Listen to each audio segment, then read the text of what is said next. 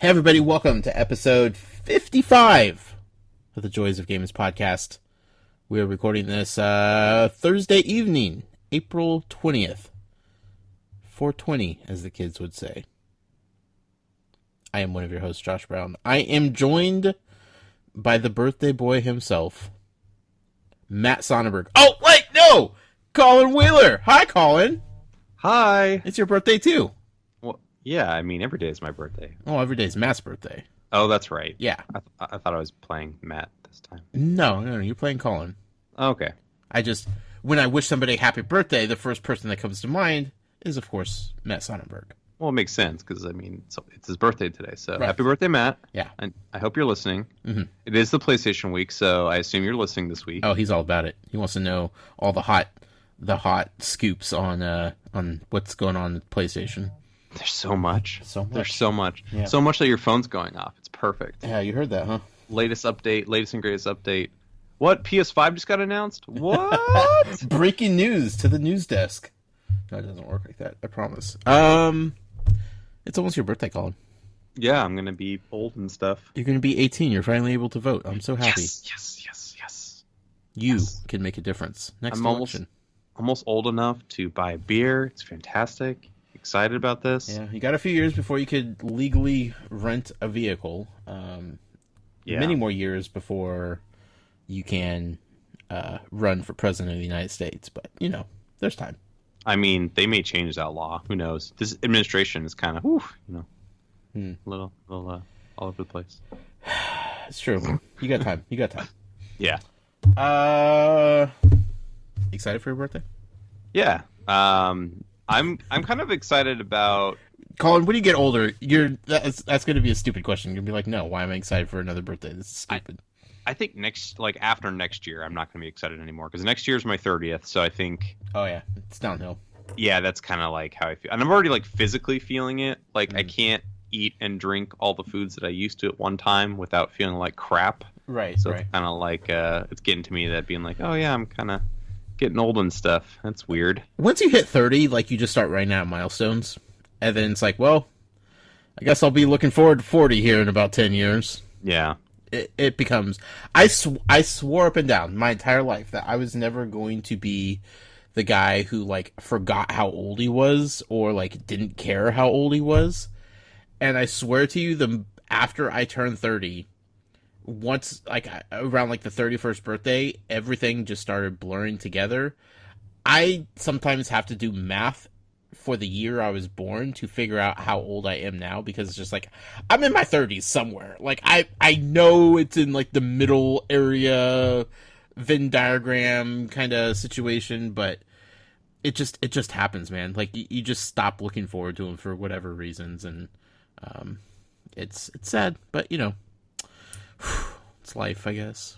Yeah, it is interesting that there really is no milestone between 30 to 40, because it's you hit 18, and then you hit 21, and then you hit 25, and then you hit 30, and then after that you die. So well, again, 35 is the legal age to run for president. So is that? Oh yeah, because I have such ambition for that. So. Yeah, I mean, it's something to look forward to. You can at least say, sure, I am legally able to run for president.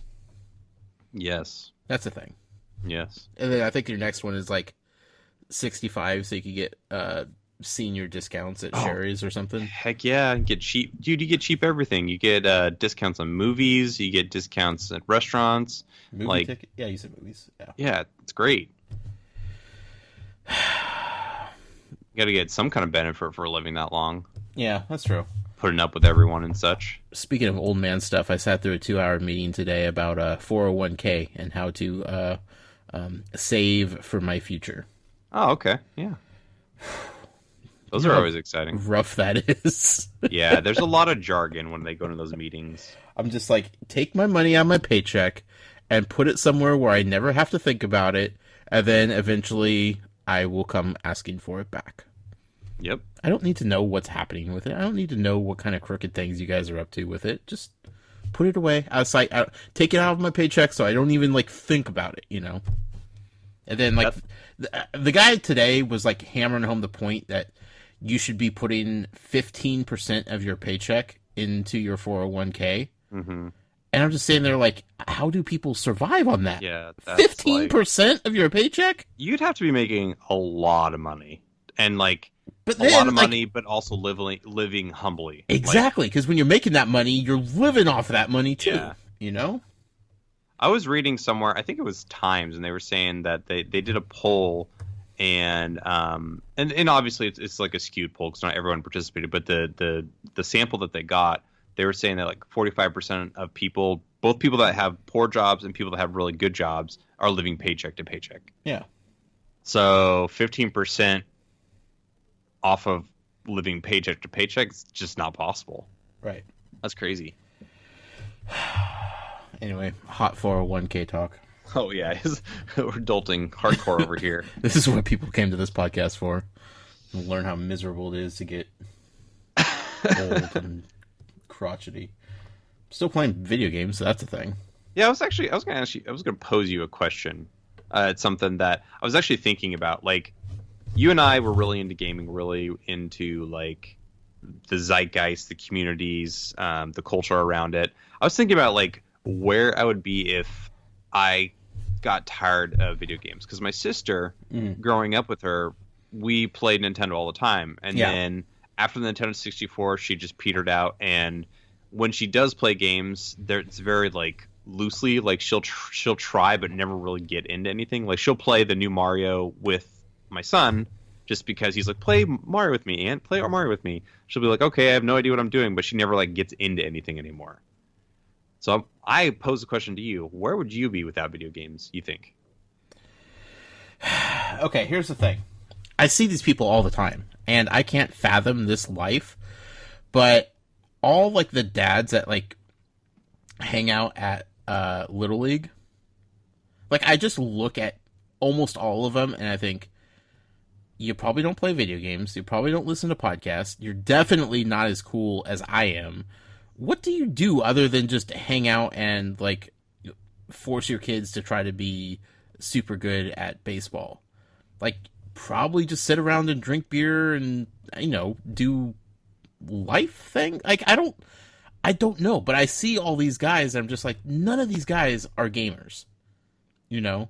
Yeah. Like, I have a hard time wrapping my head around that concept. For me, what would I be doing? Like if I wasn't into video games, I feel like I probably wouldn't be that much into like pop culture things either. Yeah, because they definitely go like hand in hand. Yeah. So it's like, would I enjoy like going to the movies to see the newest Marvel flick? Probably not. Like, and that bugs me. I don't know, like sit at home, watch Jeopardy, I guess. There you Read go. the newspaper. I don't know. I don't know how people in this day and age avoid pop culture and like video games and that kind of stuff. I really don't. I don't know what people. I don't even know what I would do if I didn't have this stuff. Yeah, well, like my sister, she's really into pop culture. Like, she really likes movies, she really likes TV shows and stuff like that. She just, video games just don't do it for her anymore. And I was thinking about it, like, if I wasn't into games, and I've been in like periods of my life where I kind of like, and you have too, where we're kind of just like, not, gaming's not our sole focus. Yeah. Like, if for me, like, I don't mean like sole focus as in like it's more important than family or something like that. I mean sole focus as in like that's my main hobby. Like, sure. That's what I do with my any excess time that I have. And at the times when it wasn't like my main focus, I was more into movies. Like, I was really into like cinema and like the artistic stuff, like the stuff that like I won't even give 2 seconds to anymore, just because the piano. Stuff like that. Like, I used to love that. I'm like, wow, this is, you know, I was like, you know, I put on my beret and I'd be like, oh, this is shot so perfectly. Oh, ha, ha. Let me chomp on my baguette.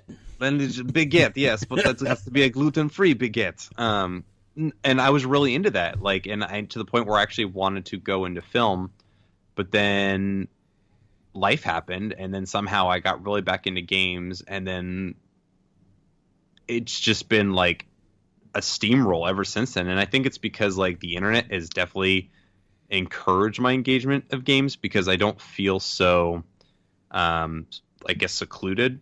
Because before it's like, you find the one kid on the playground or a couple of friends that are like willing to come over to your house and play games but don't have games themselves, and that's kind of like your gamer friends. Yeah. But then on the internet, it's like there's millions and millions of people that share the passion that I have and like aren't afraid to show it, and that encourages me to be the same way. Yeah. So I don't know. I was just thinking about that. It would be interesting. I'd be interested to see where I actually would be, just like my passions where they would be without games. And I would hope they wouldn't be me in the garage drinking a beer. But like, yeah, I don't know what else it would be like. Like Val has a best friend, and her partner, he doesn't play video games, but he's really into comics. He's really into reading. Mm-hmm. And he's really into bird watching. Interesting. Okay. Yeah, and it's like, okay, I could see that, but I could do that for like a week, and then I'd be like, okay, I need to like dive back into pop culture like immediately. Yeah. Also, recently found out that he's become a huge fan of baseball. He collects baseball cards. It's just like, he's like dancing around this whole like video game thing, I think. It's like, you're so close. Like, you're right on the cusp. Let me show you some VR, and, we could do bird watching in VR, Right. I don't know. Like, I don't know. Unplugging seems impossible at this point. Yeah, I just wouldn't want to do it. Like, I just have no desire to do that. And I love going on camping trips, but I feel like after a week, like if I went on a camping trip for a week, by day 6, I get kind of antsy. I'm like, what's happening? Yeah. Like, what's happening with games? What's happening with movies? What's happening with comics? What's happening with all this stuff? Like, I want to know. Yeah. So I don't know. To me, I mean, video games are more than just a mindless activity, because I feel mentally engaged, emotionally engaged, and stimulated with every game I play, even if I am using that game to kind of shut down or shut off. Yeah. So I don't know that life of just like, I'm just going to hang out in my garage and drink a beer and turn a wrench on my motor of the engine that I'm rebuilding from scratch. Like, I guess that's for some people, but it just seems boring, you know? It does seem really boring to me as well. So, I would just want more, And with video games, I feel like there is almost infinite like possibilities of like what you can do and what you could. I mean, it's all still video games, but the different directions it could take you is and who you can be. You know what I mean? Like, we take on personas of all these avatar characters that we play as. Like, that's like the games that I get so immersed into.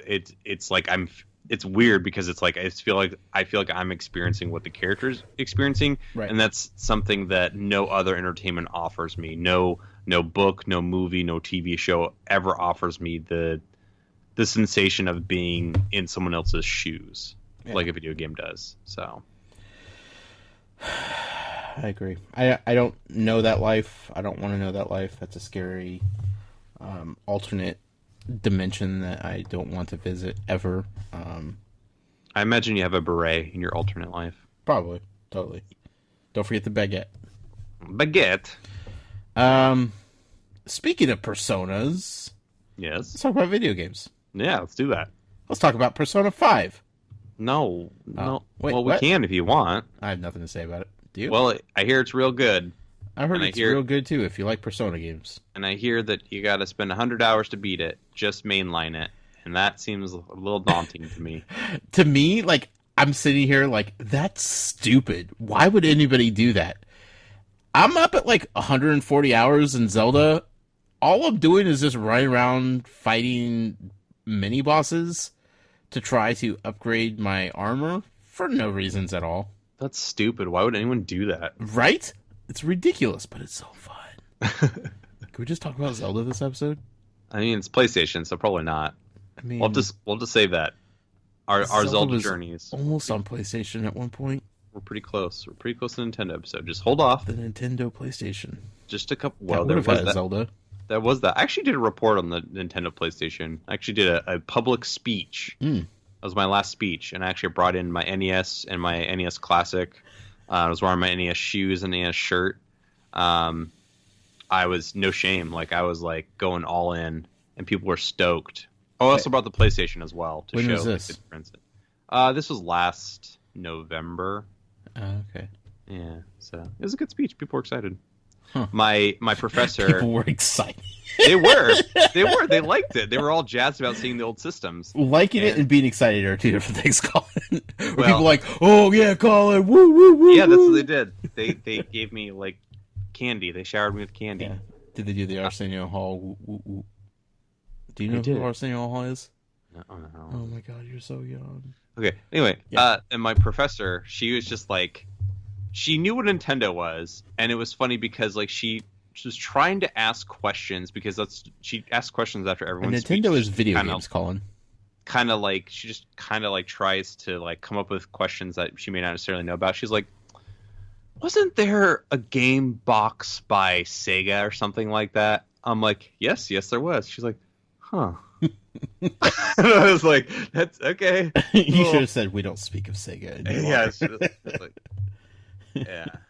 I was like, well, I didn't really have time to talk about that because it's a 5-minute speech and all, and you know, she's like, oh, okay. It was just this really awkward, like she doesn't really know what she's talking about, but she still Sure. has to ask me a question. So. Yeah. The name Sega popped in her head and she ran with it. Yep. PlayStation. Do we have any news this week to cover? I mean, there was Star Wars Battlefront 2 got announced Oh yeah, that's exciting. officially, which is pretty cool. It is going to have a story mode, Yep. and you play as a Imperial person after Return of the Jedi, and you take your. I'm assuming it's about taking revenge on the rebels after killing the Emperor, which is pretty cool. Yeah. Like the premise is really cool. Yeah. I am. You're a TIE curi- fighter pilot, and apparently, like, you look up and you see the Death Star explode, and you're just like, oh, that happened. What do we do? What do we do now? Yeah, I don't know. I hope it's like more like a Battlefield or Call of Duty campaign and less of like a Titanfall 1 where it's like it's a campaign but it's also really just a multiplayer map. Yeah. Because I feel like a lot of shooters do that. And even like I almost feel like Splatoon almost in a sense kind of did that in their story mode where it's just Yeah. The fact that they have people writing it, though, like, immediately just makes me feel like it's going to be an actual story. I hope so. And I agree with you, but we'll see what happens. I know. But Yeah. my hope for that game is it to be very different from the first one. I want it to be more like the original Battlefronts, where my biggest gripe with Battlefront 1 was the vehicle and how you get the vehicles. And it's basically you run around the map and you have to wait for this token to appear, and people will just camp and grab the token, and like even if you're just waiting for it to come in, they'll just swoop in and grab it, and they get the vehicle. So like I never got to experience half the vehicles in the level because I just didn't know the maps well enough to know where they are. Versus in the old Battlefront games, you had like 10 snowspeeders spawning at the very beginning of the level that you could just like sprint to and get in and fly away. Mm-hmm. And I hope it's more like that and less of how they did it in the first Battlefront, because I just didn't like how arcadey and how un-Battlefield I guess it felt like at times. Unbattlefield. Yeah. Yeah. Yeah, it should be fun. Yeah. November, right? Probably, yeah, around the time that the Last Jedi comes out. Last Jedi looks so good. It does, doesn't it? So good. Have you seen the side-by-side comparison video of that trailer with the first teaser trailer for The Force Awakens? No. You need to watch it, because I thought it was just a bunch of BS when I first heard about it. Mm-hmm. But then you watch it, and it is shot for shot almost identical to The Force Awakens teaser trailer. I remember. I could definitely see the parodies, especially with like Finn breathing heavily at the beginning and then Rey. Not breathing even parodies, dude. It's almost scene for scene. heavily. It's stupid how on the mark it is, and it's 100% It's just them over there being like, these idiots. Like, even like the smallest details of like showing Captain Phasma for the first time Yeah, happens at the exact same time that they show Captain Phasma in this trailer. that's crazy. Like, And then they showed like the Smash Kylo Ren helmet with the Vader helmet. I'm assuming. yeah, at the exact same Wow. moment of the trailer. Wow. It's so amazing. It's like, how did you guys even do that? Like, that's kind of really cool. Yeah, I'll have to check that out after Yeah. this. That's pretty cool. Yeah.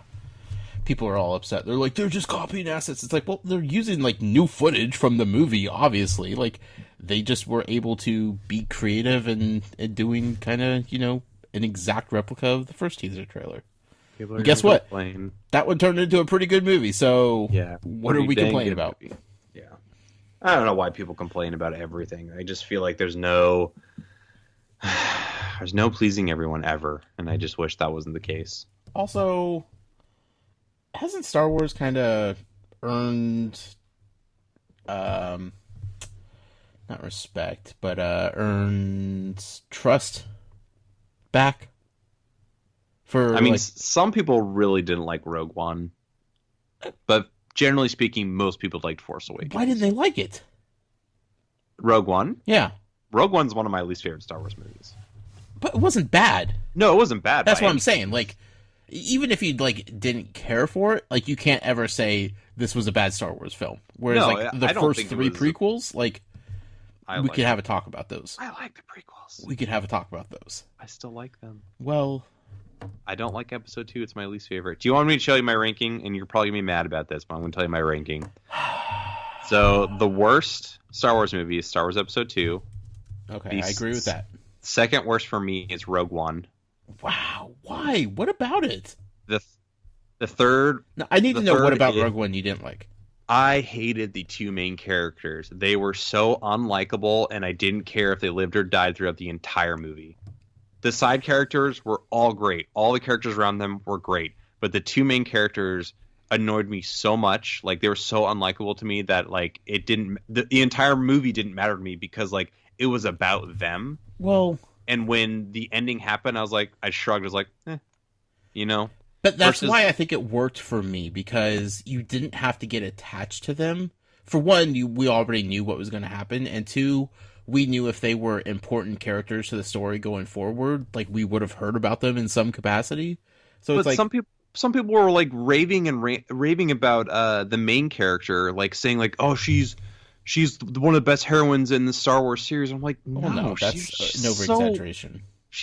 She's so generic. Like, But- it's just not good. The thing with it though was like it kind of showed a different perspective of the rebellion, where it's like we've been groomed to think that the rebellion are the heroes, right? They are Yeah. the protagonists. And it's like you look at this ragtag bunch of misfits and it's like maybe they weren't like all good, you know, like maybe they were just fighting a lesser evil, but that doesn't necessarily mean they were heroes for doing so. I don't know. It's just, I still like the movie. Like, I'm not saying it's a That bad- last scene. The last scene, the very, very end, like on. The scene in the I know. hallway. Oh yeah, that was I mean, amazing. But but like those moments happen few and far between, and like because those two characters, that's my biggest hang up of that entire movie is those two main characters. okay. And like I just had no emotion towards them versus like even episode 1, like I was super upset when Qui-Gon got killed. Like I was genuinely sad that he got killed. Yeah. And that scene still makes me sad. Spoilers. And Obi-Wan, like I obviously have attachment to him and Anakin and Jar Jar, whatever. But I like those characters in episode 1 more than I liked Rogue One, and that's the reason why I liked episode 1 more. And then episode 3, and then episode 4, then episode 6, and episode 5 for me. So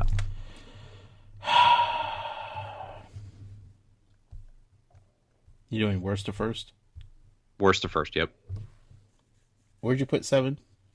Oh, 7 would be... I forgot about 7. 7 would be before 4. I don't know. I kind of like 7 more than 4. Yeah. Okay. Sounds pretty good. 2 is by far the worst, right? We could all Yes. just agree on that. I hope people do. Okay. I would go 2, 1.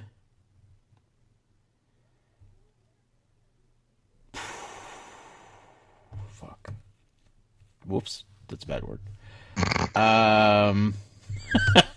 Sometimes I forget what show we're doing, Colin.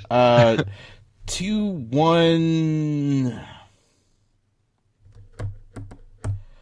4. Rogue Wow. One. No. 2, 1, 4, 3. Rogue One. 5, 7, 6. Okay. I'm surprised at how low you have 4. That's interesting. Yeah, it's That's fine. Like I it understand. sets it up, but it's just like It's I look very at, it's very hokey Yeah. compared to the other ones Yeah. for sure. yeah. Hmm. Kind of generic overall. Yeah. Anyway, And Star Wars Battlefront 2. Yeah. Coming out soon. woo. The only other news I have is there's a new Overwatch update that I played. Oh, you did, huh? Yeah. It's a new infiltration mode. It's pretty cool. It's like it sets up a little bit of a story for the characters before they started fighting each other, and they basically are fighting against this like robot army. And it's Tracer, Chorborn, I never know how to pronounce his name, Reinhardt, and there's one other character. But anyway, those specific characters basically fight against a wave of robot enemies, and you basically need to protect 3 points while you quote unquote hack them. And once they get hacked, you go to this movable piece called the payload, and you basically need to protect this movable like car to like get to the end of the map, all while fighting off like chaotic robots the entire time. And then you kill off 3 more bosses at the end, and then it's over. But it's a really cool update, and I like having a player versus enemy game type instead of just player versus player the entire time. It's free, and it's like I think it's only like a month long, but I really hope that Blizzard does more updates like this in the future. So Yeah. Do you think they'll stop putting out free DLC or updates? no, because I don't think they want to segment like they don't want to segregate their audience. They Yeah. want to have everybody play together. And actually, going back to Battlefront 2, they announced that Battlefront 2 will not have a season pass, Oh, nice. which is interesting. Maybe For because for the same reason, because Yeah. so many people just fell off as soon as that first expansion came out. Because who wants to pay $50 for Yep. an expansion pack? That's nuts. Yeah. It's 2 games. that's where I stopped playing. Yeah, that's ugh, yuck. Yeah. Gross. It wasn't even the price. It was just like there's not enough reason for me to spend this money for what I'm getting for it. Like it didn't add like a new single player campaign or anything like that. So I was just like, I'm okay. I've seen it. I've done it. Right. Fascinating stuff.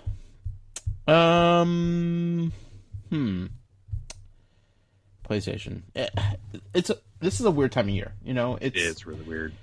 It's spring. We've gotten 1.5 million amazing games already in this 2017. We have new games continuously coming out, it seems like. But all the big companies are just going into quiet mode now because they're gearing up for E3. Which I'm excited for, but it's also like I hate the quietness. Yeah, it definitely makes like shows like this a little difficult sometimes because there's really not a lot to talk about because it's kind of like status quo. The one thing I like that they've done in recent years though is kind of the more smaller, less like bombastic games get announced like a week or two before E3. Mm-hmm. So hopefully we'll start seeing that trickle in about a month's time. That'll be good. And I keep thinking every single time before we record, I'm like, oh, we should do an E3 episode. I'm like, it's April, so... But it feels like it's like next week. Yeah, it feels like there's been like enough dead time that it should be soon, but it's still April. I mean, so it's like what, 6-7 weeks away. I love prediction episodes in general, so being able to do our own is the best. And we got a lot of it right last year, so hoping to bat, I mean, I don't want to brag, but the Resident Evil thing was pretty amazing. I don't know how the combination of our brains got it exactly right. So that's still the best. Yeah, we'll be doing an E3 episode as it gets closer. We're still so far away. Yeah. I just want to play Zelda, Colin. I understand. There are a lot of games that have come out, though, since Zelda. And I'm trying to wean myself off. It's tough. It is really tough. But I'm getting there. I played a few games on my Switch, and it's nice because I downloaded them to just go and play them, but then at the same time, I know Zelda's just one button click away, and it's like, ugh, I could just go back to Hyrule real quick. Let me go do something real quick, and 2 hours later, it's not real quick. Yeah, it's not. But I've been playing my PlayStation recently, and that's been fun. It was nice to fire that system on again and kind of get back into it. A few games. Might as well just talk about them all, because I'm sure we'll never have time to talk about them again. First, MLB The Show, 17. Mm-hmm. I know you're a huge baseball fan, so you're going to be super excited for this. Ball fan. Huge baseball fan. It's a really good baseball game. Mm-hmm. If you don't like baseball, it's probably not a game for you. Let's just throw that out there. There's nothing about it that's going to talk to non-baseball fans. So you're not pitching to the right audience, is what you're saying? I mean, you're pitching, but I don't know who's catching sometimes. You know. All right, that's fair. It's a beautifully well-made baseball game, and every year this game comes out, I worry, because they're the only AAA baseball video game out there, and it's console exclusive to Sony, which means that theoretically they could just mail it in each year and nobody would care because they don't have any competition to push them, kind of like Madden. Madden. But at least Madden is like making games for all consoles, you know? That's true. Whereas MLB The Show is strictly just PlayStation. So they have every reason to just mail it in, but time and time again, every year they just improve so much on the game, and it's like, I don't know how the baseball game could get any better, other than like maybe polishing up the graphics a little bit more, but somehow they keep doing it, and I just don't. This year, the biggest thing that they added is a retro mode, which you play the game. You could play a baseball game as it's selected, with like the current rosters and everything, and except the game is made to look like it's a Super Nintendo game, That's a la Ken Griffey Jr.'s baseball for Super Nintendo. Oh yeah, I used to play that. Yeah, well, Ken Griffey Jr. is also the cover athlete this year for MLB The Show. Perfect. So this mode makes it look like you're playing that old game. So, but the crazy part is it kind of messes with your head because it looks like a 16-bit game, but it controls and moves as it's MLB The Show 17 game. So is it like does it change the perspective like those games, or is it still the MLB The Show perspective, but with the 16-bit graphics? It's still kind of top-down-ish from like above home plate or like back behind home plate type of thing. Like, yeah, so like asymmetrical kind of. Yeah, but it's all pixelated, and the noises are like the old chiptune noises, and like the pitching scheme is only like a 2-button pitching scheme, like a fastball and a changeup. So you don't really? Have, like... So they even changed the controls there. Yeah, but once you hit it and like you're moving players around, like it's not like blocky, like 1 pixel at a time it doesn't feel choppy. It feels as smooth as butter. So it kind of hurts your head because like this polygonal, blocky, pixelated mess of a character should not be running like the smoothest baseball player alive. That's funny. It's crazy. It messes with your head so much, but I just loved it. I played so much of that Griffey game on the Super Nintendo when I was a kid, and like playing it in this mode is just like the most nostalgic thing ever, and it feels and sounds so right, and it's something that like it doesn't need to be in this game because the game is so deep and it has so many other things that you could do in it. But it has this mode. And it's like, go ahead, have fun. Do your thing. It's really smart that they went after nostalgia, especially for a game like that. Mm-hmm. Yeah, because a lot of people have fond memories of that Ken Griffey game. Well, also like that was, if I remember correctly, the Ken Griffey Jr. games were like on everything, weren't they? Like they were on only Super Nintendo. I thought they were on like Game Boy and Game Gear and all that stuff. Then how did I play it? It was Super. I must have played it at my cousin's house. Probably. Yeah. But yeah, that's cool. There's no reason for them to tap into nostalgia because, like, with sports games, all you ever want to do is, like, see the best and the newest things. Mm-hmm. Like, you want to know that you're playing as a team that has the current roster that exists on that team, and you want to look the prettiest and the most realistic, and the faces look absolutely, almost like you're watching a real game on TV. And then you flip on retro mode and you're just like, nope, this is exactly what I wanted. How did you know that? That's cool. Yeah. Did you see that they made like a spiritual successor to NBA Jam? That's coming out soon, right? Yeah, I just found out about this. Yeah. And it looks really cool. I forget what they called it. With new players and stuff like that. Backyard basketball, maybe? Something like that. Something. No, Backyard Basketball was like for like I remember those too because I used to babysit a kid that loved all those backyard PC games. That was already a thing. Yeah, like Backyard Baseball, and it had like I think it had Ken Griffey Jr. in Backyard Baseball, like he was like the mascot, and it was like because they also did like Backyard Football too. Mm-hmm. I believe, yeah. I know what game you're talking about now, and I can't remember it. Dang it.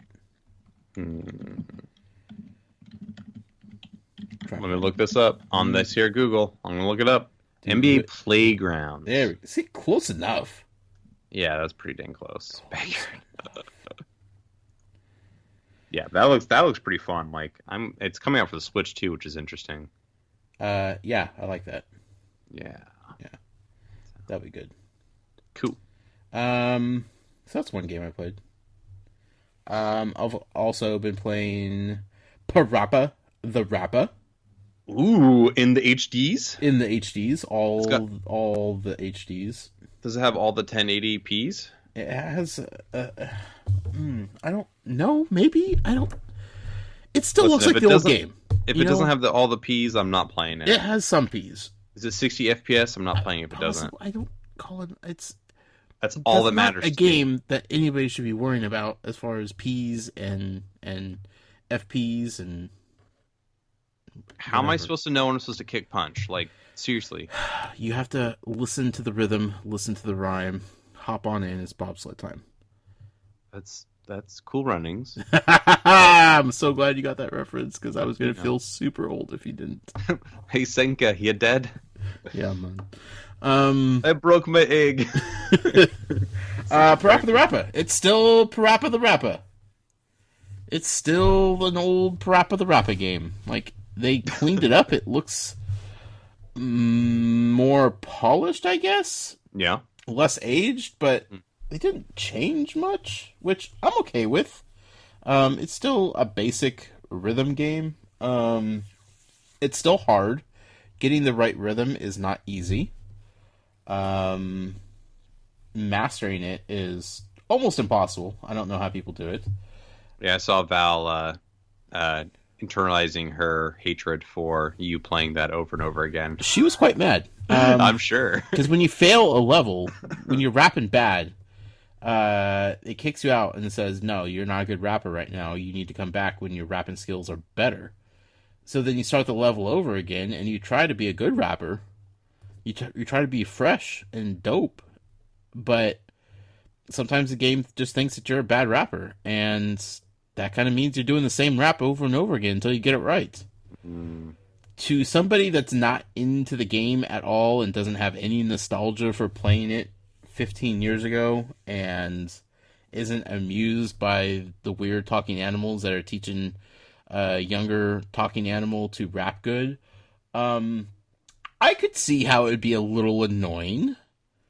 I might consider putting on headphones next time I play it.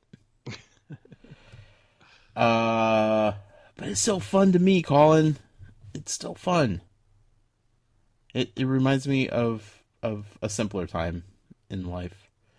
But yeah, it's I mean, not much to say about Parappa the Rapper. It is what it is, you know? Yeah, we talked about that a lot a couple episodes back for our older games. So it doesn't sound like I mean, controls, are they exactly the same? Do they Pretty actually much. they feel better, or They might be a little easier to get into the right zone to be a better rapper, but it's still tricky. Like, okay, here's the thing with like rhythm games, right? You're familiar with rhythm games. Yep. Usually you want to push the button when the icon goes into the symbol on the track that it tells you to, right? Mm-hmm. Right. So as your little icon is moving left to right or up to down, and that symbol comes up and you have to push it when your icon hits the other icon. Yeah. That's scrolling by. Parappa isn't quite like that. There's a nuance to it, to where that's kind of like a basic guideline of when you're supposed to be pushing it, generally. But it's more about using that to get into the timing of the rap itself. I see. So you're balancing the prompts with actual music. You have to actually be listening to it. Like, you can't play this game on mute and just go by the prompts, because you will fail every time, because the prompts aren't telling you push the button right now. It's saying this is the beat that you should be about on as you're rapping. That's interesting. Yeah. I Obviously had a it didn't stick, because every rhythm game after that changed to, you know, a more basic, you don't need to listen to this to actually do it type of thing. That's the thing that tripped me up on when I was playing Thumper at your place, that you had to like do certain actions at like a specific time. You could Right. see what was coming, but like the timing of actually executing what you need to do when you need to do it was really hard for me. Yeah. Thumper is definitely one that you have to get into the rhythm of playing just in general to ever be successful at it. And memorizing what button combos do which things and what you have to look for in order to do which things you need to do. It's tough. But you'll love it playing on your Switch, I bet. Won't you? No. You're not going to get on your Switch, Colin? Thumper? No. You have nothing else to play on your Switch. No. I got Mario Kart coming out. Yeah. Yeah. Do you? I do. Do you? And ukulele. Maybe. You're so adamant that that's coming out soon, and I don't think it is. I don't think it's coming out soon, but I'm waiting for it. I mean, you should. It's a fun game, but Yeah. I'm just saying there's other things to do before then, Colin. Nothing. Thumper might be one of them. One more game I want to talk about, Colin. Okay. It's kind of retro again. This is kind of like a retro meets non-retro episode of games. You know? I love that we've gotten to the point in gaming where these companies are realizing like nostalgia is a big thing, and that we should be remaking the things that people love. Right. Or not even remaking, but just sometimes, like in MLB The Show, just adding to, you know? Yeah. So many different options. The game I want to talk about, Colin, is not just one game, but 6 games. Ooh. It's a collection of games, if you will. Is it Rare Replay? No, because that's 30. Oh, that's also on Xbox. Yeah. Okay. Not the week of Xbox this week. Mega Man Collection. No, but that's pretty solid too. All right. I would like that on my Switch, please, so I don't have to play it on my 3DS anymore. Yes. I would definitely take that in a heartbeat. No, it is the Disney Afternoon Collection. Oh, yeah. So good. I was really excited when they announced that because when I go to retro like conventions or like retro swap meets, I always look for DuckTales or Darkwing Duck or Chip 'n Dale Rescue Rangers, and they're always like $60, $70, $80 like to buy the cartridge. Yeah. And you couldn't get them legally because they're tied up in the Disney license. And luckily they did the DuckTales, remake a couple years back, but like they never did one for Darkwing Duck or Tailspin for anything else. So right. Yeah, this collection has DuckTales, DuckTales 2, Chip 'n Dale Rescue Rangers, Darkwing Duck, Chip 'n Dale Rescue Rangers 2, and Tailspin. So many great games. And they, oddly enough, were all not Super Nintendo, NES. Mm-hmm. All of them were NES, right? There are no Super Nintendo games in there. Yeah. They're all NES, yeah. All NES games. They were exclusive to the NES. Why this collection is not on the Switch is just boggling my mind at this point. Yep, me too. Maybe they just didn't have dev kits for the Switch when they were putting this out, so they had to delay it. But that's 100% what has to be. 'Cause that's totally coming. They should just announce it though and say, "Hey, we're working on it, guys. Just do it," because it needs to be on the Switch. Yes. But this is such a fun collection. Like, yeah, the DuckTales remake a couple years ago was great because I was like, "Oh, this is pretty good," and it plays really good. But there's just something about being completely frustrated playing old games that is so charming. And that's what this game does. It makes you hate old games all over again in the best way possible. I was yelling at the screen the other night while Val was watching me play. I was just like, "This is stupid! How did anybody ever play these dumb games?" Because they're meant to be played with an NES D-pad, right? Yeah. And here's the thing. My PlayStation controller doesn't have an NES D-pad, Colin. It has an analog stick, which doesn't work well for these. And then it has their own version of a D-pad, which just isn't good enough for these games. Like, doing the cane hop with Scrooge McDuck and DuckTales is incredibly hard in this game for no other reason than it's not the NES D-pad. And that makes me sad. But it's not the game's fault, and it's not the collection's fault. It's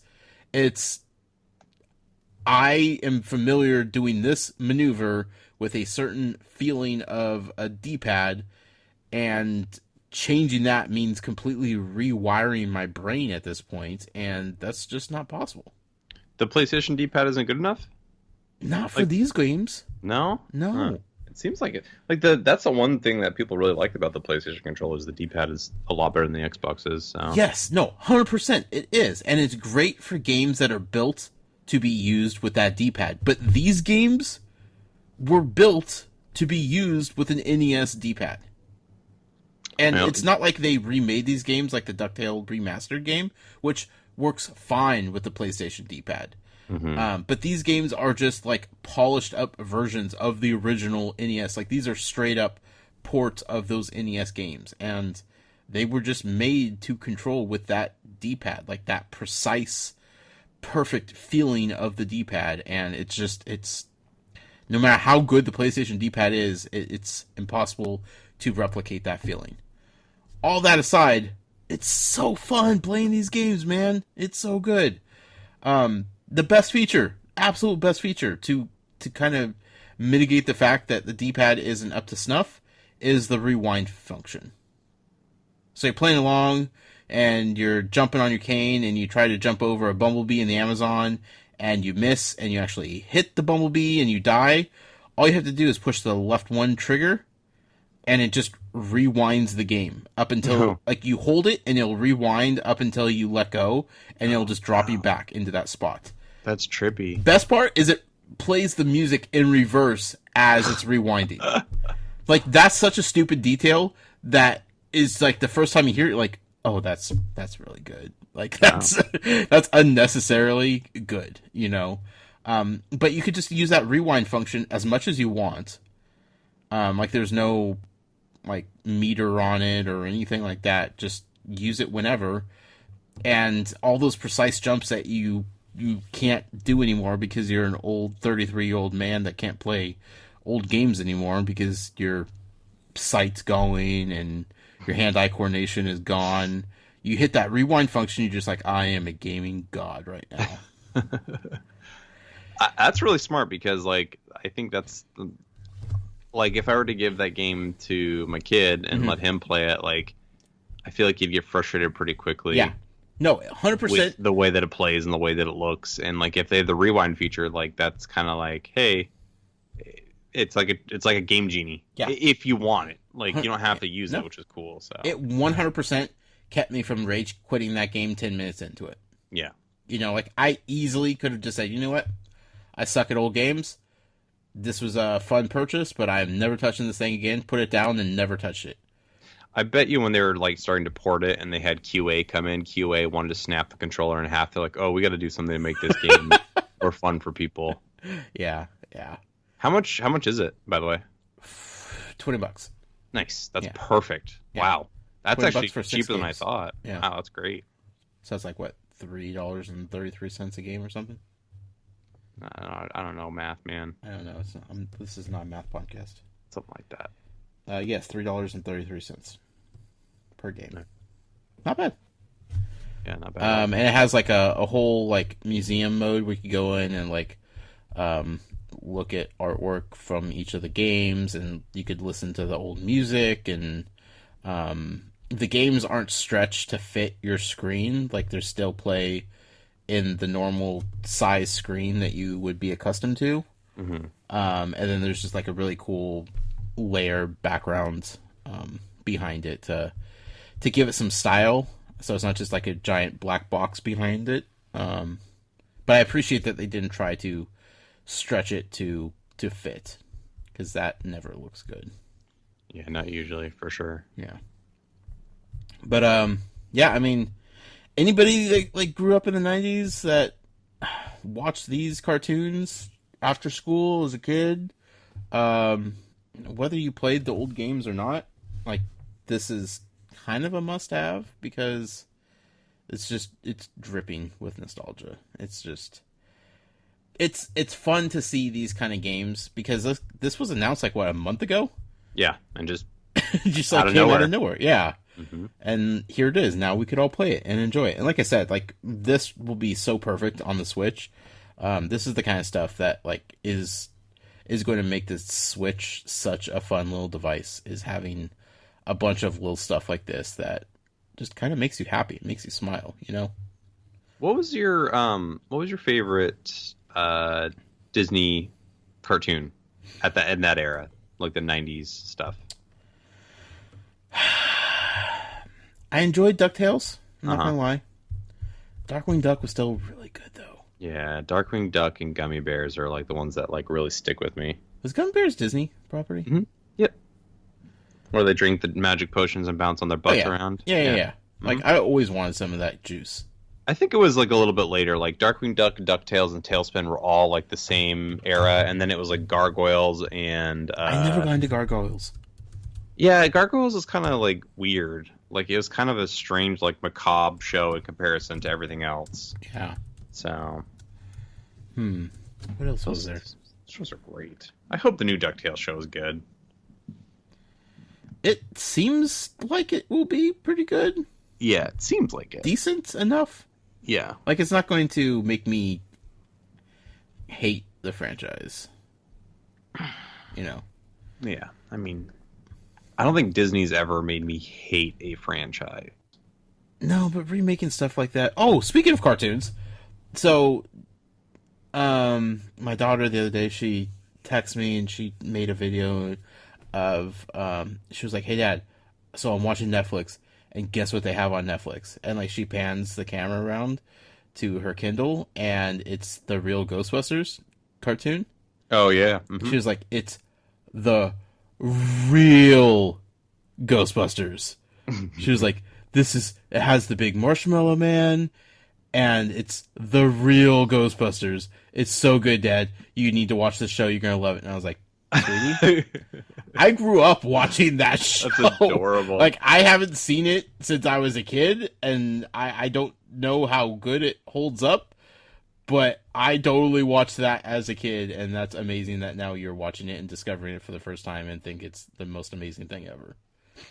Oh man, the Ghostbusters cartoon irked me so much, and then when the real Ghostbusters cartoon came out, I was just so confused. I was like, the Ghostbusters, why is there a gorilla? And then the real Ghostbusters, there's like the actual Ghostbusters that I know. Right. What the heck is happening? It's because it's the real Ghostbusters, Colin. Oh, good lord. Oh, so good. So good. Fraggle Rock? Yeah, I remember Fraggle Rock. I never really got into the Jim Henson stuff beyond Sesame Street when I was a really little kid. I didn't really like Fraggle Rock that much. I did like Muppet Babies because it wasn't the puppets, it was an actual cartoon. Muppet Babies. Yeah, and I think that one was on Nickelodeon, actually, Muppet Babies. Maybe? I don't know, and like Tiny Toons and... Tiny Toons was amazing. The Tiny Toons game on the Super Nintendo was really good, too. Yep. I loved that game. Animaniacs? Animaniacs, yeah. That was on Fox when I watched that, and X-Men and Spider-Man and Life with Louie and Bobby's World. And I could not get into Life with Louie or Bobby's World. I tried so hard. So Life with Louie was the show that I had to watch to get to the show that I wanted to watch. Yeah, that's true. Power Rangers on around that time, and what else came out? After all that stuff, then Digimon started coming out. See, that's when I fell off. I was done. Yeah, I think I was like, because I'm 5 years younger than you, so that makes sense, because that's like when you would have been too old to like give a crap about that stuff. So yeah, I definitely missed out on Digimon. That first Digimon season, first couple seasons was really good. Was it? Was. And I watched it recently. It still holds up. Yep. Trying to figure out, let's see, 13 best Disney afternoon shows. Let's see here. Quack Pack? Is that the one where they're like, it's the Mighty Ducks, but they're in outer space? No, it's Huey, Dewey, and Louie are the angsty teenagers. Yeah, I didn't really like that one that much. Yeah. Bonkers? Loved Bonkers. The Schnookums and Meat funny cartoon show? Not a clue. Wow, 95. Not a clue. Schnookums and Meat are a not so smart cat and dog who constantly get into trouble when their owner is away. Schnookums and what? Schnookums? Schnookums. Schnookums. Schnookums and Sweets? Is that what you said? And Meat. M-E-A-T. The show was Disney's attempt to compete with edgier cartoons like Ren and Stimpy and Animaniacs. While the series was funny, it never really matched the humor of its original inspirations. What the crap? I have never heard of this show. Neither have I. Weird. That's hilarious. Timon and Pumbaa? That was like way later. Yeah. Was that the same time? 99. 95 to 99. I mean, I guess, yeah. Aladdin. Yeah, I watched that. The Mighty Ducks, of course. That's the one I didn't like. Yeah. Really? Yeah, I didn't The Mighty Duck with like the gold mask? Yeah, I didn't like that. I definitely didn't like that show. it was kind of weird. Goof Troop. Oh, I love that one. Mm-hmm. Because then they made the Goofy movie after Goof Troop. Absolutely. Chip and Dale Rescue Rangers. Of course. Gummy Bears, of course. Did you ever watch Marsupilami? We've talked about that. No. It's so good. No. It's like a cheetah thing with a long tail. Tailspin. Yeah. Darkwing Duck. Yep. Gargoyles. They had a cinematic universe. And DuckTales. Man, they just never got to that like Avengers movie. They should have. You know, Like They all they were lived in the doing the same MCU place. before the MCU, but they I just know. they got so close. They just danced around it forever. Mm-hmm. Disney.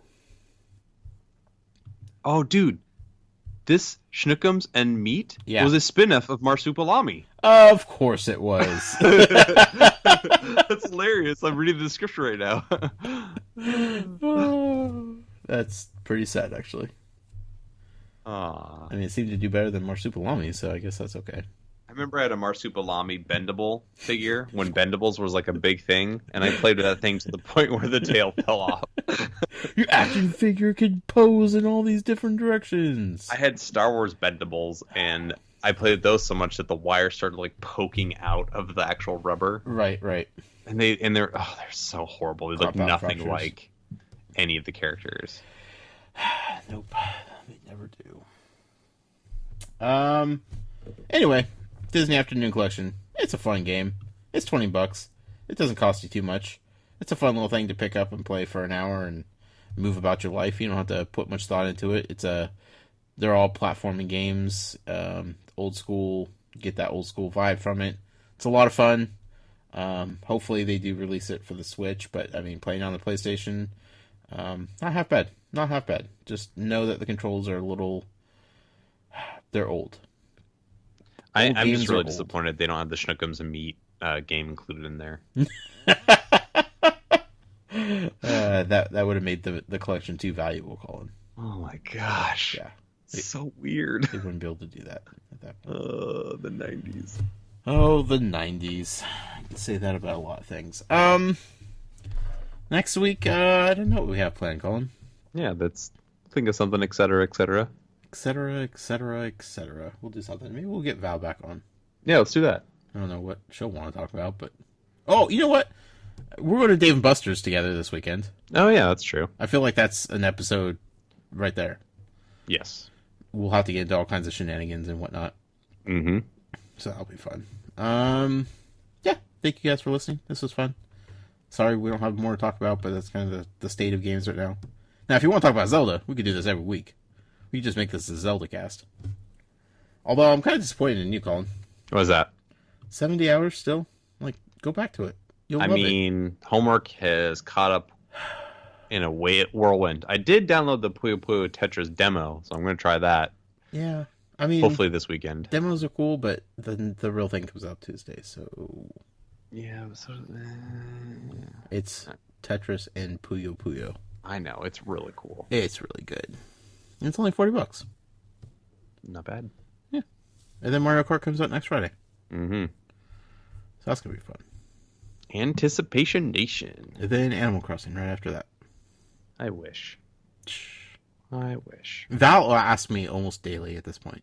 I know she does. And I'm like, babe, just... Every time I talk to her, she's like, you lied to me. I'm like, I didn't lie to you. It's still happening. It's just not happening as fast as you want it to.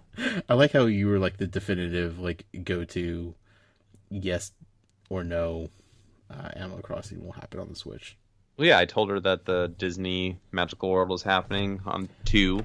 So She's she got 100% excited that about game's coming to Switch. That's okay. It's cute. It's endearing, but it's like... very endearing. Like I love that her heart is there. And Yeah. I wouldn't get your hopes up. Not for a long time. Yeah. Maybe Kingdom Hearts 3. I could maybe see that if they can get it running. I mean, they need to make the game first, but... I mean, if they're even making the game. What's going like, to come what? out first? Kingdom Hearts 3 or Death Stranding? It's probably Kingdom Hearts. Because You would Death think. Stranding doesn't feel like it's ever going to come out. No, yeah. It's got to be Kingdom Hearts because Kingdom Hearts at least has like a playable like build. Does it? I mean, they showed them playing in a single world, so that's technically a build of the game. I don't know. I think this E3 is going to be the big. It's got to be like if Square Enix doesn't announce Kingdom Hearts 3, like if they don't like give it a proper show, kind of like they did with Final Fantasy. Yeah. What do they have? Final They don't have Fantasy 7 anything. remake. You think that's going to come out before Kingdom Hearts 3? I think it's very likely. Oh, because I guess they are separating into parts, so yeah, Yeah. I guess that could be it. Ugh. Oh, just want Kingdom Hearts 3. What's going to come out first, Kingdom Hearts 3 or Cuphead? Ooh, that's a good question. I don't know. If Microsoft doesn't get on stage at E3 and say Cuphead is available now, I'm never going to download that game. That's not true. Never going to do it. You are a liar I'm not going to give them my money, Colin. and a thief. No, I only lied about being a thief. You're a liar. You're still going to download that game. I know. Colin? Yeah. If people want to say hi to you on Twitter, where could they do that? I'm at PDX Geek. Not underscore? I mean, I do have an underscore.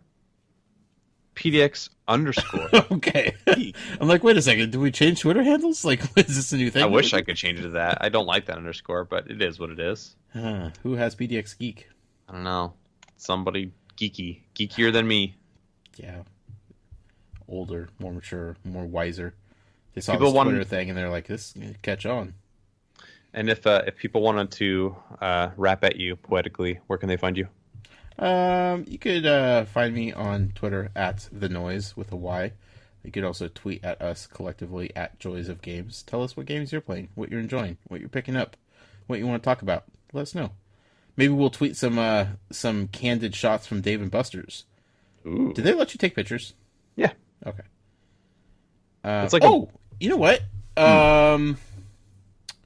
Quarter World. Yeah. Did you listen to the Comedy Button last week?